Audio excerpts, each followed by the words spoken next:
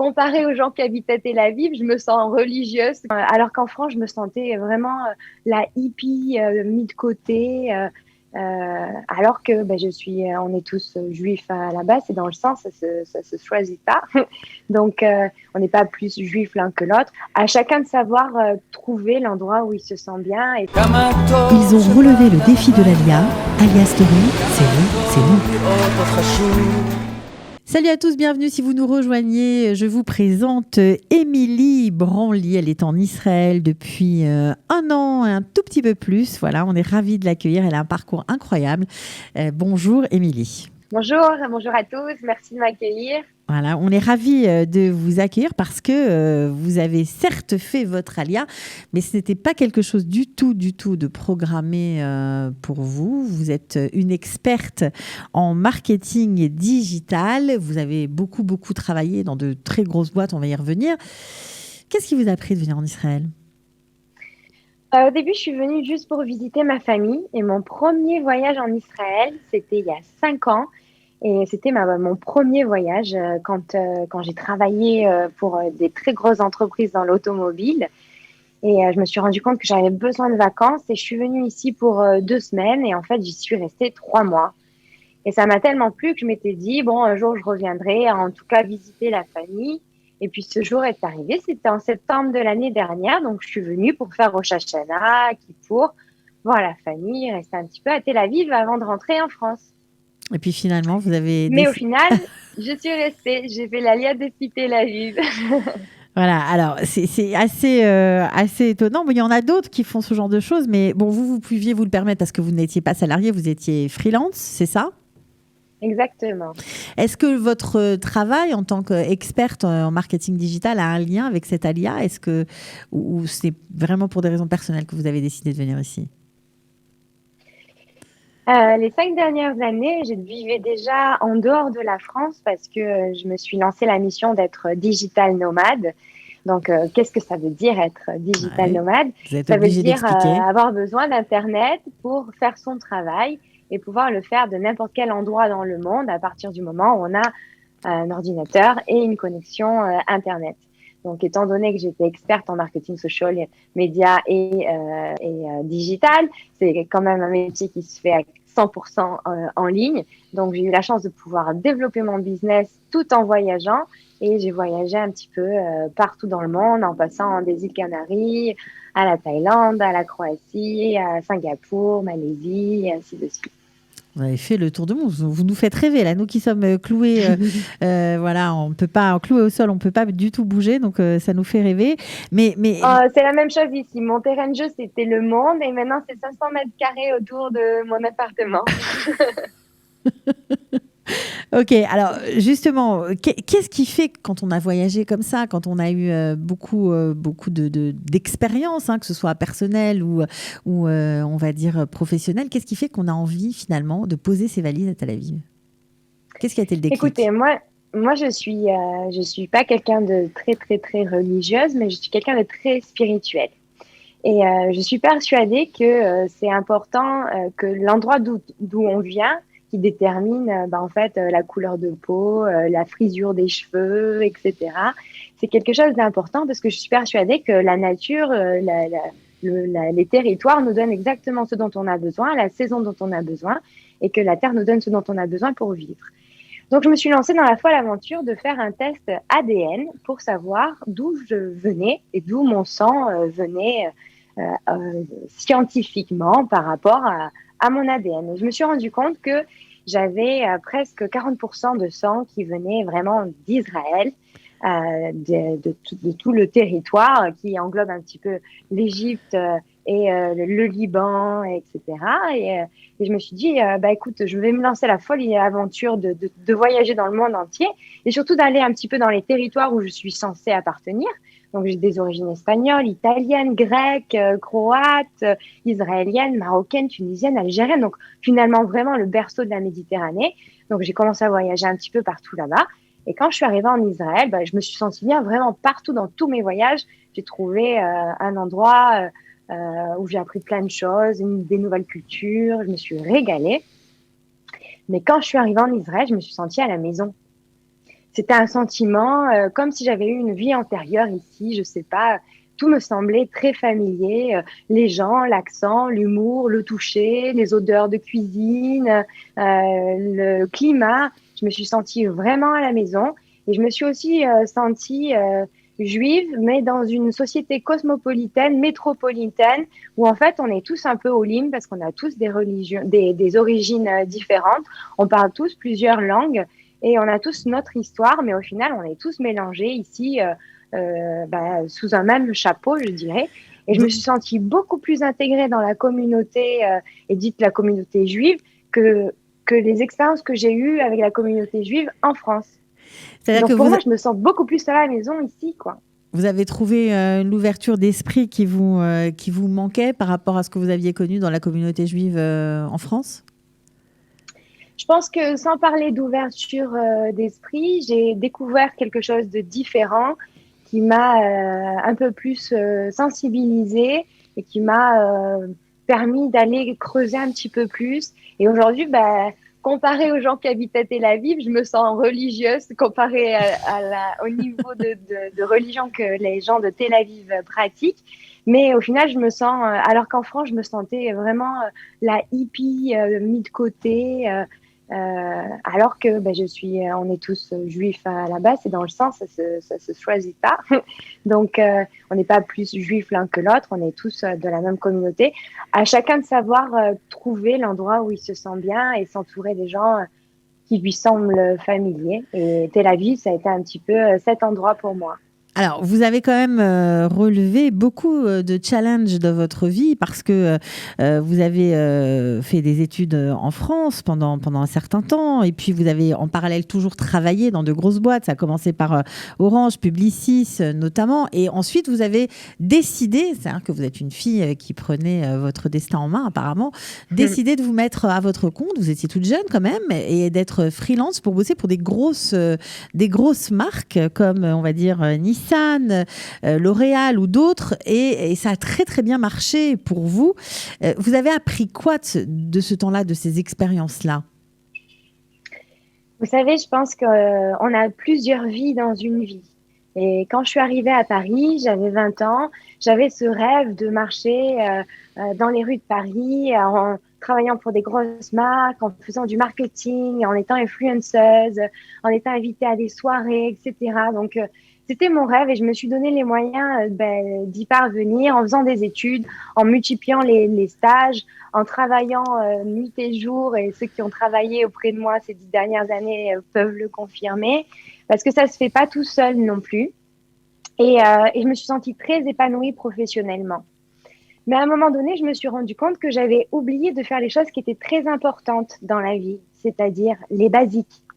Dormir plus de 8 heures par jour, manger et pas un sandwich devant son ordinateur, voir les gens qu'on aime, sa famille, ses amis, prendre le temps pour soi, pour prier, danser, faire du sport, faire un art, faire quelque chose. Et en fait, tout ça, c'était très, très important pour moi. Je me suis rendu compte que je le faisais plus, que je rêvais de fichiers Excel et de tableaux sur PowerPoint. Donc, à un moment donné, je me suis dit, écoute, Émilie, ce que tu as construit, ça y est, tu as atteint ton objectif. Et so what?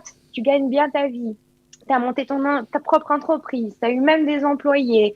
Tu as travaillé pour les marques que tu voulais. Est-ce que ça te rend plus heureuse? So what? C'est quoi la prochaine étape pour toi?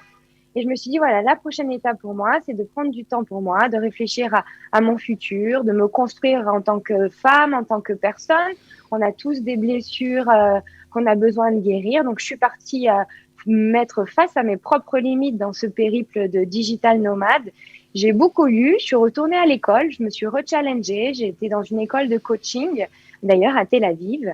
Et en fait, j'ai décidé de créer un programme de coaching qui est très orienté réseaux sociaux et marketing, parce que c'est ce que je sais faire, c'est mon savoir-faire, mais dans lequel je viens y mettre en fait du self-empowerment, comme ils disent en anglais, ça veut dire de l'auto-coaching, de l'auto-motivation, apprendre à se lever tous les jours pour atteindre ses objectifs bah ça s'apprend, c'est pas quelque chose qui est inné, ça nécessite de la régularité, de la constance. Et J'imagine que ça, c'est parfois, on a besoin de quelqu'un. un message tout à fait adapté aux nouveaux immigrants. Alors vous êtes toute jeune, hein, 1 an d'Alia, mais vous avez beaucoup d'expérience. On sent beaucoup d'envie. C'est ça qui est génial. Beaucoup d'espoir aussi avec cette nouvelle vie qui commence pour vous. Quel conseil vous donneriez voilà, à ceux qui viennent de nous rejoindre comme vous? Alors en plus, en plein Corona, on parle beaucoup de gens qui dépriment, mais il y a aussi des gens comme vous qui ont la pêche apparemment. Je pense qu'il y a des opportunités dans chaque situation.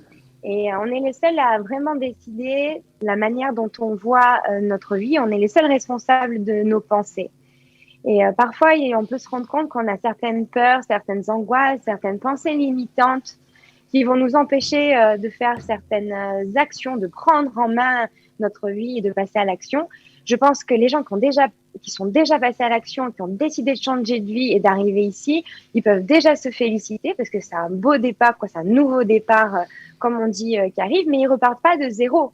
Ils repartent avec tout leur savoir-faire et toutes leurs compétences qu'ils ont acquis avant d'arriver ici.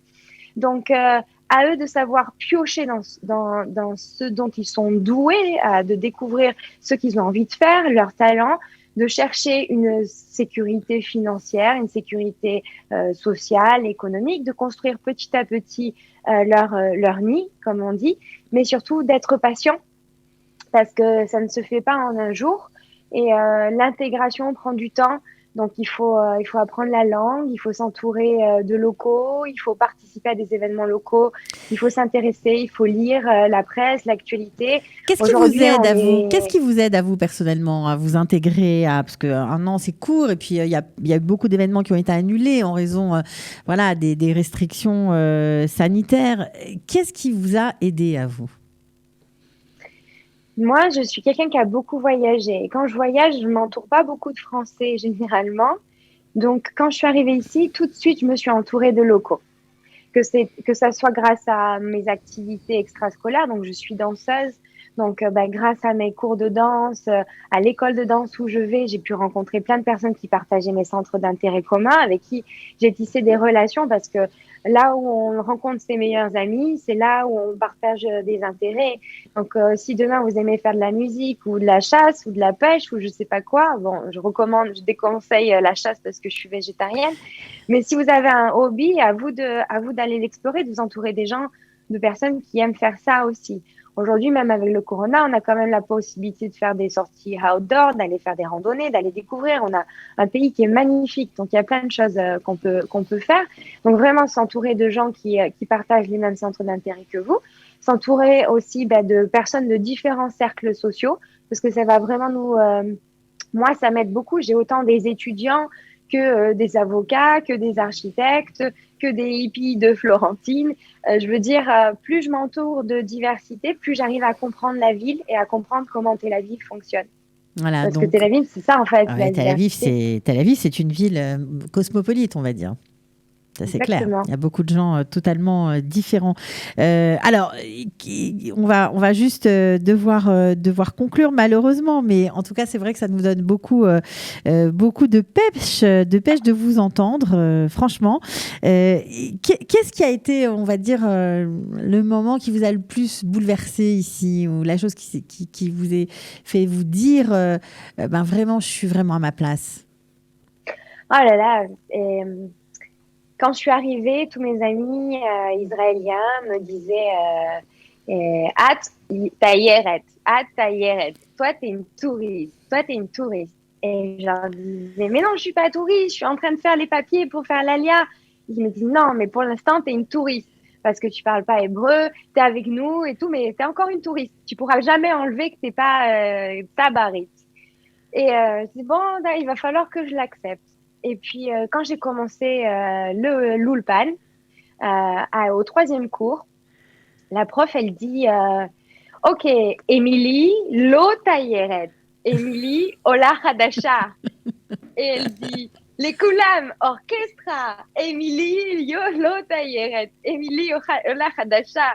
Qui veut dire Émilie n'est pas une touriste. Émilie est une nouvelle immigrante. Et à ce moment-là, je me suis fait une photo dans ma tête.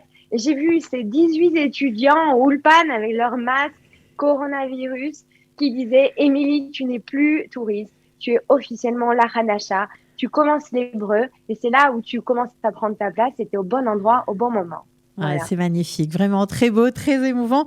Juste pour finir, une dernière question, vous vous voyez où l'année prochaine? Comment? En train de faire quoi? Ou même d'ici 1 ou 2 ans? Allez, pour être un petit peu plus large. Oh, mais je sais déjà.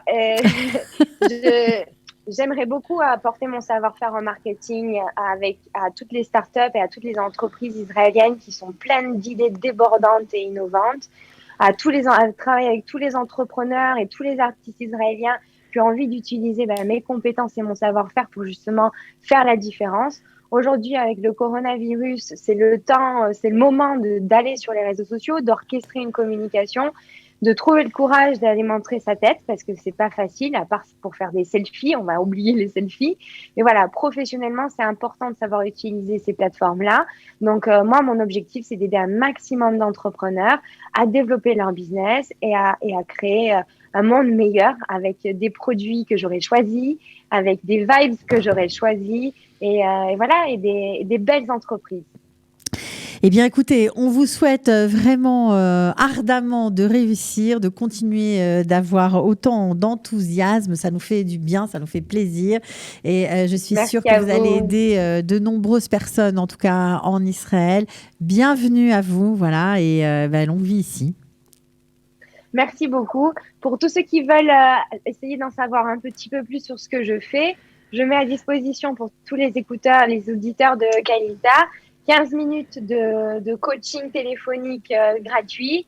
S'ils ont un petit coup de mou et qu'ils veulent parler avec une Ola Hadasha pour leur donner la pêche, qu'ils n'hésitent pas. Je pense que c'est sympa ça. Ils pourront le trouver quelque part. Très sympathique. Merci beaucoup, Émilie. Merci à vous. Ciao. À très vite. Ils ont relevé le défi de l'Alia. Alia Story, c'est vous, c'est nous.